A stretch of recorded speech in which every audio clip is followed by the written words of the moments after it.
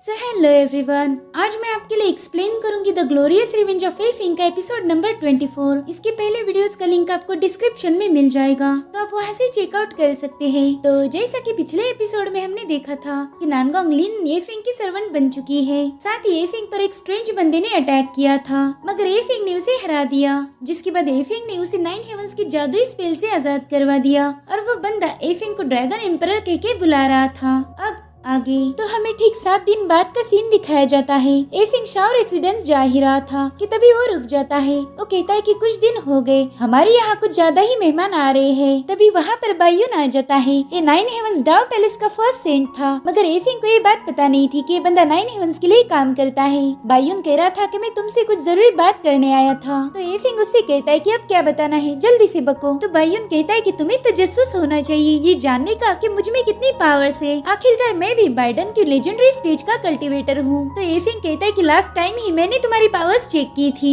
जिस पर बायुन कहता है कि पिछली बार मैं तुम्हारा मुकाबला करने के लिए रेडी नहीं था, मगर इस बार मैं तुम्हें चैलेंज करने आया हूँ। तो एफिंग उसे बस एक उंगली दिखाता है। बायुन कहता है इसका क्या मतलब है। तो एफिंग बताता है कि मुझे 1000 गोल्ड टेल्स चाहिए, अगर तुम गोल्ड टेल्स दोगे तभी मैं तुम्हारे साथ मुकाबला करूंगा। जिस पर बायुन कहता है यार तुम कितनी बोरिंग इंसान हो, तुम तो इस फाइट के लिए एक्साइटेड होने चाहिए थे, लेकिन तुमने तो मेरे साथ मैच के लिए भी कीमत लगा दी। तो एफिंग कहता है कि मैं एक लंबी ट्रिप पर जाने वाला हूँ, तो मुझे पैसों की सख्त जरूरत है। अगर ऐसा नहीं होता तो मैं फ्री में भी तुम्हारी धुलाई कर सकता था। अब बेचारी बायुन के पास उसे पे करने के अलावा और कोई ऑप्शन नहीं था, इसलिए वो 1000 गोल्ड टेल्स एफिंग को दे देता है और कहता है चलो अब मार खाने के लिए तैयार हो जाओ। जिसके बाद बायुन डस्ट एयर कन्वर्जेंस की फर्स्ट टेक्निक स्टोन अवलांचे को एक्टिवेट करके एफिंग पर हमला कर देता है, लेकिन एफिंग ने स्लैश अटैक करके उस स्टोन को डिस्ट्रॉय कर दिया था। जिसके बाद बायुन दोबारा से एफिंग पर हमला करता है, तो एफिंग भी स्वान पैसेज को एक्टिवेट करके उसके स्टोन के टुकड़े टुकड़े कर देता है। जिसके बाद उसी पर जंप लगाते हुए बायुन के पास पहुंच गया था।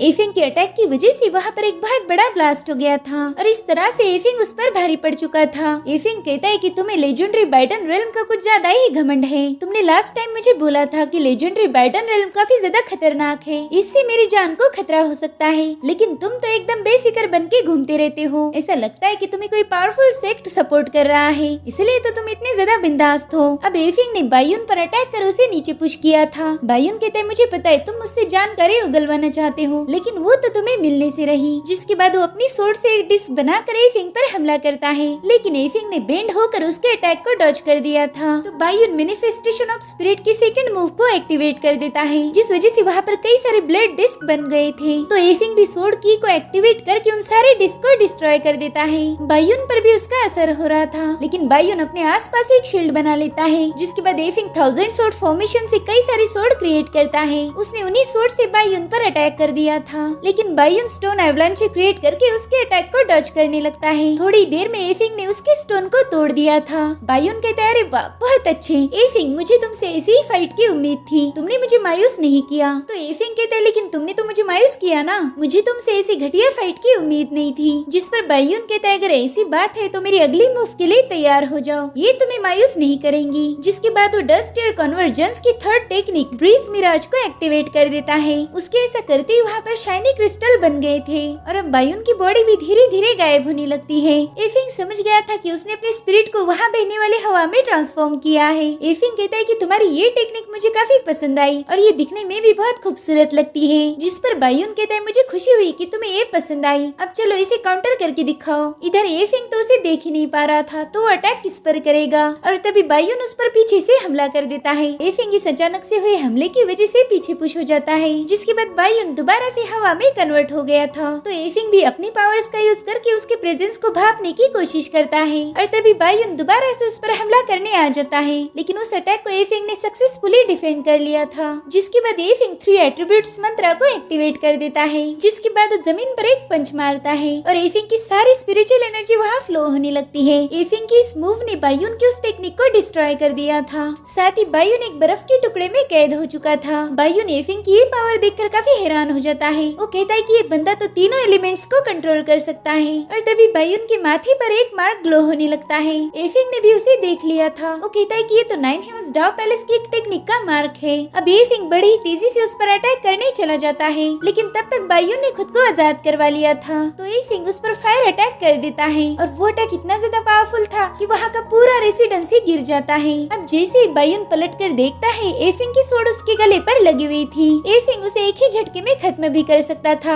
लेकिन वो ऐसा नहीं करता। वो अपनी स्वॉर्ड हटाते हुए कहता है कि इस बार तो मैंने तुम्हें माफ कर दिया, दोबारा से मुझे तुम्हारी शक्ल मत दिखाना, क्योंकि मैं हमेशा किसी को माफ नहीं करता। अब यहाँ से दफा हो जाओ। तो बायुन कहता है कि इस बार तुम भी बच गए, मैंने मेरी पूरी ताकत का यूज नहीं किया, अगली बार तुम भी नहीं बच पाओगे। इतना कहकर वो वहाँ से गायब हो जाता है। और अब हम शाओ जियान को देखते हैं। वो एफिंग पर बहुत चिल्ला रहे थे। वो कहते तुम शाओ रेसिडेंस को क्या समझते हो, तुम्हारा जब दिल हो तब तुम यहाँ आते हो, नहीं तो चले जाते हो। हमने कोई होटल खोल के नहीं रखा है। अब तुम बोल रहे हो कि तुम्हें यहाँ से जाना है। क्या तुम्हें अंदाजा भी है कि तुमने कितने सारे दुश्मन बना के रखे हैं? वो लोग तुम्हारा बेसब्री से इंतजार कर रहे हैं। तो जब तक तुम यहाँ पर रहोगे मैं तुम्हें प्रोटेक्ट कर सकता हूँ, लेकिन अगर तुम बाहर गए तो वो लोग तुम्हें मार देंगे। जिस पर एफिंग कहता है कि हमारी दुश्मन बाईशांग सेक्ट है, मुझे पता है आप उनसे फाइट कर सकते हो, लेकिन उनसे नहीं जो बाईशांग सेक्ट को सपोर्ट करते हैं। मेरा मतलब है 9 हेवंस डाव पैलेस। आप उनसे नहीं लड़ सकते और ना ही आप मुझे प्रोटेक्ट कर सकते हो। इसलिए मैंने डिसाइड कर लिया है कि मुझे यहाँ से जाना होगा। अब शाओ जियान तो बिल्कुल भी नहीं चाहते थे कि एफिंग वहाँ से चला जाए, लेकिन वो एफिंग की फैसले के आगे कुछ नहीं बोल सकते थे। तो वो कहते ठीक है, अगर तुम्हें जाना ही है तो चले जाओ, लेकिन इन फ्यूचर अगर तुम भटक भटक के थक गए तो तुम यहाँ आ सकते हो, ये तुम्हारा भी घर है। हमारी शाओ फैमिली तुम्हें प्रोटेक्ट करने के लिए कुछ भी करने के लिए तैयार है। तो एफिंग उनकी बातें सुनकर थोड़ा इमोशनल हो गया था। वो कहता है ग्रैंडफादर आपका बहुत बहुत शुक्रिया,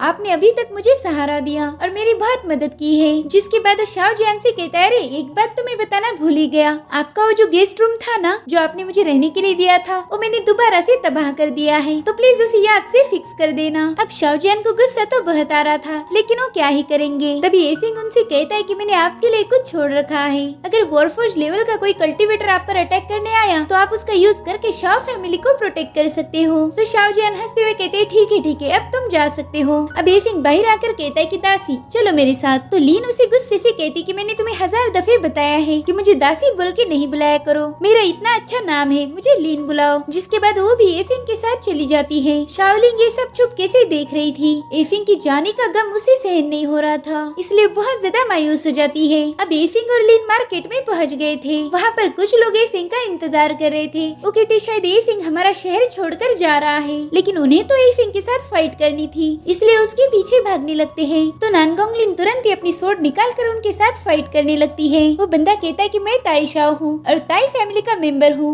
मैं यहाँ पर एफिंग को चैलेंज करने आया था, क्योंकि मैंने सुना है कि वो बाइडन के लेजेंडरी स्टेज पर पहुँच चुका है। क्या मैं जान सकता हूँ कि तुम कौन हो और मुझे एफिंग के साथ फाइट करने से क्यों रोक रही हो? मैं तो उनका बहुत बड़ा फैन हूँ और बस उनसे फाइट करना चाहता हूँ। अब वहाँ मौजूद दूसरे लोग भी लिन पर चिल्ला रहे थे। वो कहते लड़की तो आखिर है कौन, हम तो एफिंग के साथ फाइट करने आए हैं, तो तुम बीच में दखल मत दो। तो नानगोंग लिन गुस्से में आकर उस बंदे को दीवार पर पटक देती है। अब उस ग्रुप में से एक बंदा कहता है कि हम सब मिलकर इस पर हमला कर देंगे। अब वो सभी लोग लिन की तरफ भाग रहे थे, तो लिन स्प्रिंग टाइम शावर को एक्टिवेट कर देती है, इसलिए वो लिन के हमले से बचने के लिए पीछे हट जाते हैं। तभी एफिंग नानगोंग लिन से पूछता है कि तुमने उन्हें दूर क्यों भगा दिया, अगर वो दूर चले गए तो हमें पैसा नहीं मिलेगा। जिसके बाद एफिंग उन लोगों से कहता है कि मेरे प्यारे शिनयांग सिटी के भाइयों, अगर तुम्हें मेरे साथ फाइट करनी है तो जल्दी से 10 लाख गोल्ड टेल्स बाहर निकालो, या फिर तुम कोई अच्छी सी सोड भी मुझे दे सकते हो। अगर ये सब तुम्हारे पास है तभी मैं तुम लोगों के साथ फाइट करूंगा। तो लोग कहते तुम पागल हो गए हो, इतना सारा गोल्ड हम क्यों दे? तो एफिंग कहता है इसमें तुम्हारा भी फायदा है, अगर तुम लोग मेरे साथ फाइट में जीत गए तो तुम्हें शिनयांग सिटी के टॉप टैलेंट का खिताब मिल जाएगा। तो बताओ क्या तुम रेडी हो? उन लोगों को भी एफिंग की डील अच्छी लगती है। अब वो लोग ढेर सारे संदूक लेकर सिटी के अरीना में पहुंच जाते हैं। लीन कहती है एफिंग तुम ये सब करके लोगों का ध्यान अपनी तरफ खींच रहे हो ताकि शाओ फैमिली महफूज रह पाए। तो एफिंग कहता है वाकई तुम बहुत होशियार हो, मैं तो बस उन्हें सेफ रखना चाहता हूँ। जिसके बाद मुकाबला करने के लिए एक बंदा अरीना में कूद जाता है। वो कहता है कि शिनयांग का टाइटल अब मेरा होगा। और तभी वहाँ पर एक बंदा पहुँच जाता है, उसका नाम युवान था और वो शुआनटियान सिटी से वहाँ आया था। उसके साथ मुरांग नाम की बंदी भी थी। वो कहती कि हम एफिंग से कुछ सीखने आए हैं। दरअसल ये दोनों भी सेलेस्टियल कॉन्टिनेंट के सबसे पावरफुल वॉरियर थे। अब मुरांग कहती कि एफिंग जल्दी से हमारा मुकाबला करो।